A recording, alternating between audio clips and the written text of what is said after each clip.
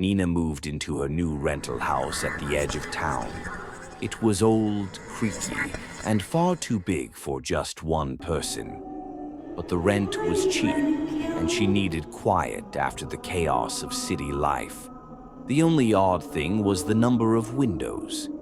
There were so many, tall, narrow ones that stretched from floor to ceiling. Every room had at least 2, sometimes 3. No curtains, no blinds. The real estate agent had said, "Plenty of natural light," with a grin too wide for comfort. The first night, Nina noticed something strange. At exactly 2:43 a.m., she woke up, not from a noise, just awake. Her room was cold, and the window across from her bed showed a pitch-black yard. And someone was standing in the yard. A tall man, completely still, just watching. His face was hard to make out, but the pale reflection of light was off his eyes. She sat up, blinked. He was gone. Just a trick of the light, she told herself. Old houses make you jumpy.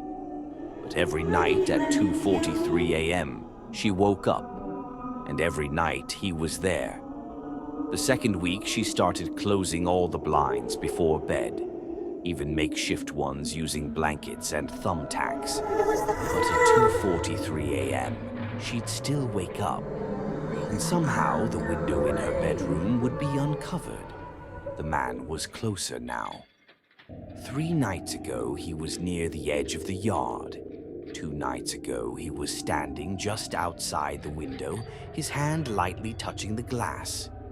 Last night, he was inside, just standing in the far corner of her room, watching, not breathing, not moving. His face, now clearly visible, was smooth and gray, like clay not yet dried.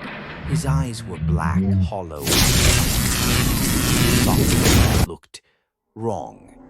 When she screamed and turned on the light, he was gone.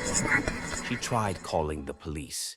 They found no sign of forced entry, no footprints in the yard, no fingerprints on the window, no evidence that anyone had been there.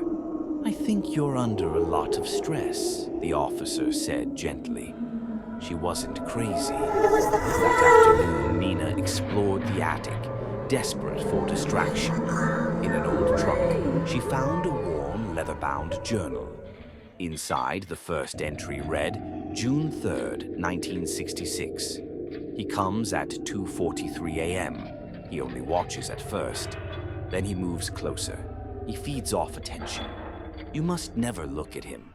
Never acknowledge him. He only gets in if you see him. Nina flipped through page after page of frantic writing, all at 2:43 a.m., all about the man in the window. The last entry. I shouldn't have looked. The page was splattered with what looked like dried blood. That night, Nina taped every window, covered every crack, locked every door, and sat up with the lights on. 2:43 a.m. came. She didn't fall asleep, but the lights flickered.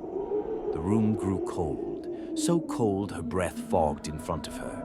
And then she heard it, a whisper from behind her. "You saw me." She turned.